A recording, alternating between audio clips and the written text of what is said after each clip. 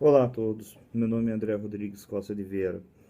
O termo Síndrome da Alienação Parental foi criado em meados de 1985 pelo psiquiatra Richard Gardner, sendo definida como um distúrbio no qual uma criança ou um adolescente é manipulada ou condicionada, normalmente por um dos genitores, para via romper os laços afetivos com o outro genitor. De forma bastante simplificada, é quando um dos pais passa a tentar manipular os filhos para que ocorra um afastamento da outra parte genitora, podendo chegar ao cúmulo de incutir sentimentos de ódio, repulsa, rancor, aversão entre esses filhos e a parte alienada. Geralmente isso acontece quando o casamento acaba e os filhos são usados por um dos genitores para atingir o outro, seja por frustração pura e simples, raiva, ciúmes, inveja, entre outras causas nem um pouco nobres. Atualmente, no Brasil, a matéria é regida pela Lei número 12.318 de 2010, sobre a qual falaremos em alguns instantes. O mais importante, contudo, é deixar claro que a alienação parental sempre existiu, infelizmente, e é de uma covardia e de uma crueldade absurdas e precisa ser repreendida sempre, em qualquer situação. Desnecessário também mencionar que as consequências à integridade física e mental das crianças que são submetidas a tais situações são extremamente graves.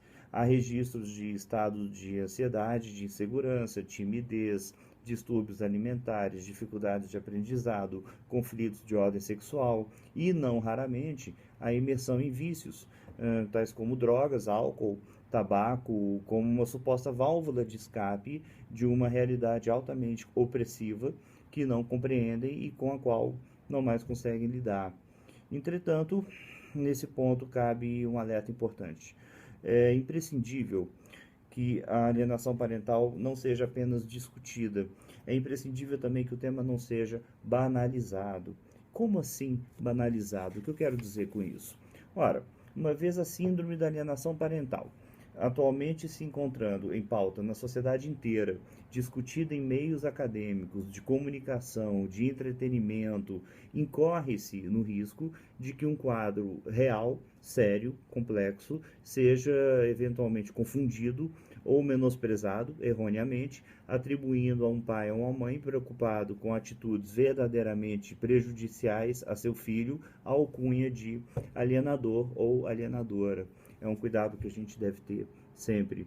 Agora, falando de maneira um pouco mais técnica, o artigo 20 da Lei 12.318 de 2010 define de forma muito abrangente a alienação parental da seguinte maneira: considera-se ato de alienação parental a interferência na formação psicológica da criança ou do adolescente, promovida ou induzida por um dos genitores, pelos avós ou pelos que tenham a criança ou o adolescente sob a sua autoridade, guarda ou vigilância para que repudie o genitor ou que cause prejuízo ao estabelecimento ou à manutenção de vínculos com este.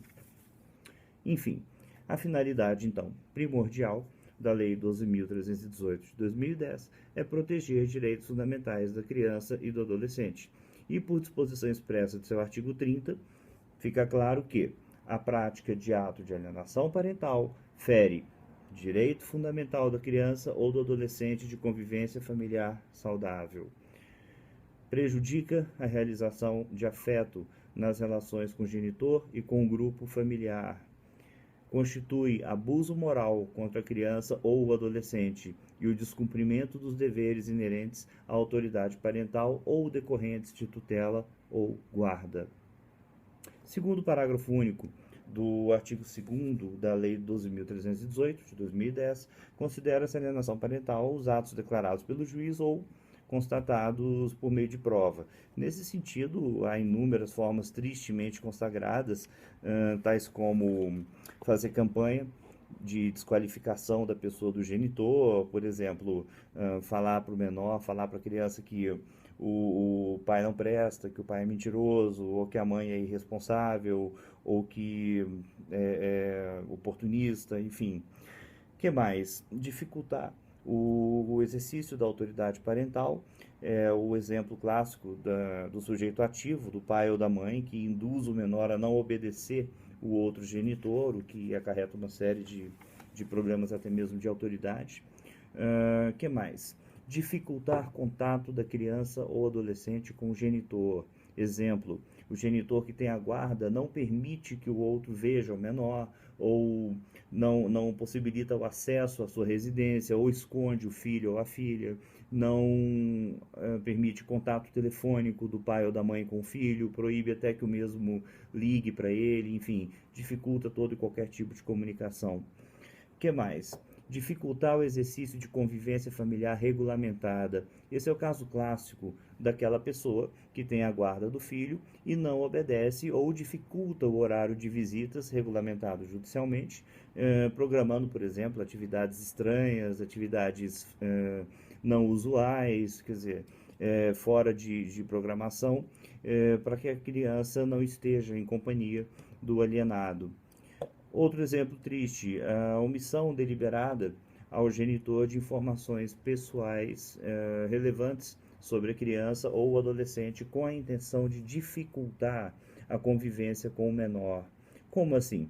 É o pai, por exemplo, que tem a guarda do filho e não comunica à mãe informações importantes sobre a saúde da criança, sobre a situação dela na escola, sobre uma eventual mudança de endereço, esse tipo de comportamento infame. O que mais? Apresentar falsa denúncia contra genitor ou familiares deste, objetivando atrapalhar a convivência deles com o menor. Isso é terrível. Casos de genitor que acusa, por exemplo, falsamente o outro de crimes tais como abuso sexual, maus tratos, com o intuito de afastá-lo do convívio do filho. Acreditem, tem muita gente que chega ao extremo de cometer abominações desse tipo.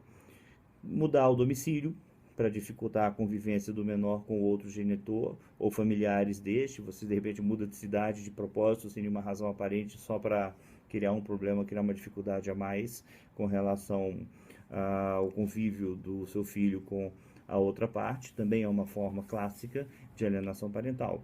E quais são os tipos de penalidades aplicadas a um alienador? Bom, um alienador, conforme a disposição do artigo 6º da Lei 12.318 de 2010, pode sofrer uma advertência, que é uma medida mais branda para prevenir a ampliação dos atos de alienação. Ele pode sofrer uma alteração do regime de convivência em favor do genitor alienado, como, por exemplo, uma ampliação dos dias e horários de visita em favor do alienado. Ele pode pagar uma multa pecuniária como forma de penalizar, por exemplo, o alienador financeiramente mais forte ou que usa o poder econômico para influenciar de forma negativa a criança ou o adolescente. Também pode ser determinado um acompanhamento psicológico ou biopsicossocial do menor, com a finalidade de corrigir os ataques à integridade psicológica sofrida, a alteração do regime de guarda, como, por exemplo, a guarda unilateral virar guarda compartilhada ou o contrário, em favor do alienado, fixação cautelar de domicílio do menor, quando o alienador tenta mudar de domicílio para afastar a criança ou o adolescente do genitor alienado, único e exclusivamente para isso. E, por fim, a penalidade mais grave de todas, sem prejuízo daquilo que pode vir a ocorrer também em esfera civil e criminal, que é a suspensão da autoridade parental, ou seja, medida extrema que retira do genitor ou responsável, alienador, a capacidade de exercer influência sobre o menor. Bem, conclusão. Um processo de alienação parental regido pelo artigo 40, a parte processual é regida pelo artigo 40 da mesma lei, 12.318, de 2010, tem que ser prioritário, pode ser iniciado a requerimento ou de ofício, pode correr como ação autônoma ou de forma incidental em qualquer momento processual. O juiz pode determinar, sim, com urgência, ouvir do Ministério Público as medidas provisórias necessárias à preservação da integridade psicológica da criança ou do adolescente, e é muito comum também nesses casos a realização de perícias. O próprio artigo 50, da Lei 12.318 de 2010 estabelece que, havendo indício de prática de ato de alienação parental em ação autônoma ou incidental, o juiz, se necessário, determinará uma perícia psicológica ou biopsicossocial. Um exame pericial vai ser a base, com uma ampla avaliação psicológica, para a tomada de decisão do juiz com relação a uma eventual existência de alienação parental ou não. Daí vai haver entrevista pessoal com as partes, exame de documentos, histórico de relacionamento do casal, cronologia de fato, de incidentes, avaliação de personalidade dos envolvidos, exame da forma como a criança ou adolescente se manifesta acerca de eventual acusação contra o genitor e, reiterando, esse laudo é de extrema importância para a tomada de decisão do magistrado.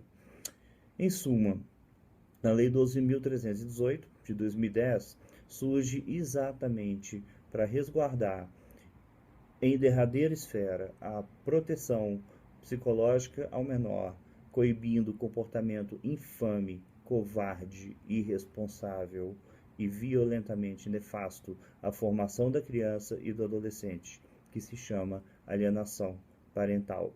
E, por fim, nada mais oportuno do que mencionar a própria Constituição Federal de 1988, que estabelece de maneira expressa como dever da família, da sociedade e do Estado assegurar à criança, ao adolescente e ao jovem, com absoluta prioridade, o direito à vida, à saúde, à alimentação, à educação, ao lazer, à profissionalização, à cultura, à dignidade, ao respeito, à liberdade e à convivência familiar comunitária, além de colocá-los a salvo de toda forma de negligência, discriminação, exploração, violência, crueldade e opressão.